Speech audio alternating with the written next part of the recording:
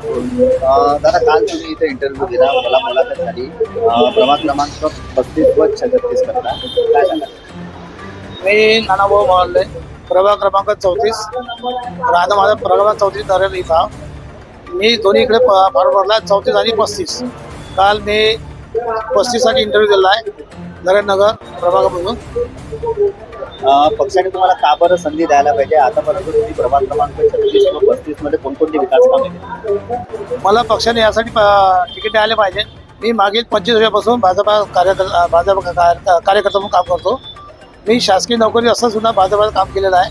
मी 2019ला retire झालो. तेव्हापासून पक्षाचं पूर्णपणे काम करत आहोत. त्याही पहिले काम करत होतो, पण पक्षाचा झेंडा न घेता मी काम करत होतो.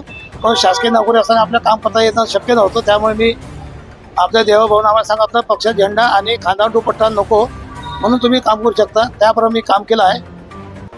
आता जे नगरसेवक जे काम केलं उर्वरित काम जे काही काम पेंडिंग राहिले नगर या प्रभागामध्ये कोणती कामे राहिलेली आहेत?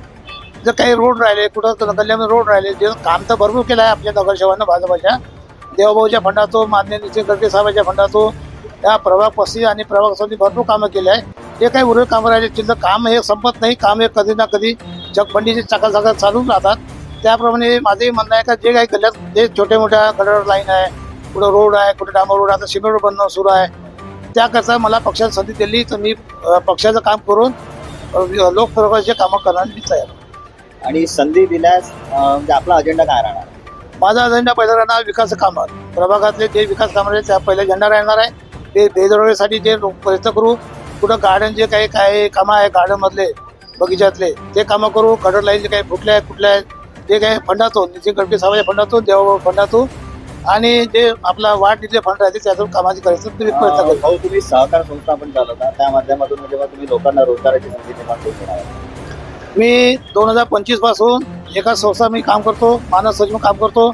मी माझ्या संस्थेद्वारे 27 लोकांना जात भेद न पाहता सर्व लोकांना नोकरी संधी दिली. आधी माझ्याकडे पुन्हा एक इथं आरंभ महिला एक नागरिक सहकारी संस्था आहे, त्याचा मी तज्ज्ञ संचालकाची संस्था माझीच आहे. तिथे मी 1500 सभासद आपण सध्या संस्थेमध्ये कार्यरत आहे. तिथे 7 लोक मी कर्मचारी कार्य करून राहिलो. त्यांना मी संधी देतो आणि जे गोरगरीब आहे त्यांना मी 2 वाटे त्यांना सुविधा देतो. सहकार्य काम करतो. अशा विविध प्रकारचे काम करतो. असं कोणताही जातभेद नाही का या बौद्ध या मुस्लिम आहे या आहे तसं न बघता सर्वांसाठी मी काम करतो. मी आजपर्यंत भरपूर लोकांना काम केले कोणतेही पैसे न घेता. आता मी संजय गांधीचा अध्यक्ष.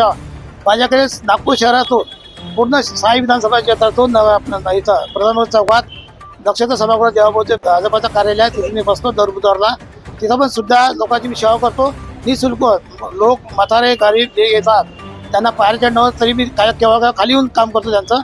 पण माझं असं हे नाही का हे मी दक्षिण पश्चिमचा अध्यक्ष म्हणून काम ना. मी दक्षिणी काम करतो, पश्चिम करतो, उत्तरची करतो, पूर्वची करतो. काही लोक माझ्या ग्रामीण सुद्धा कामं येते काहून देवेंद्र भाऊच्या नावानं कामं करते आणि आपल्या इथं माहिती आहे त्यांना लोकांना माहिती आहे की निःशुल्क काम करतो. म्हणून एक मला पक्षाने एक संधी द्यायला पाहिजे. मी पक्षाचं नाव मोठं करी.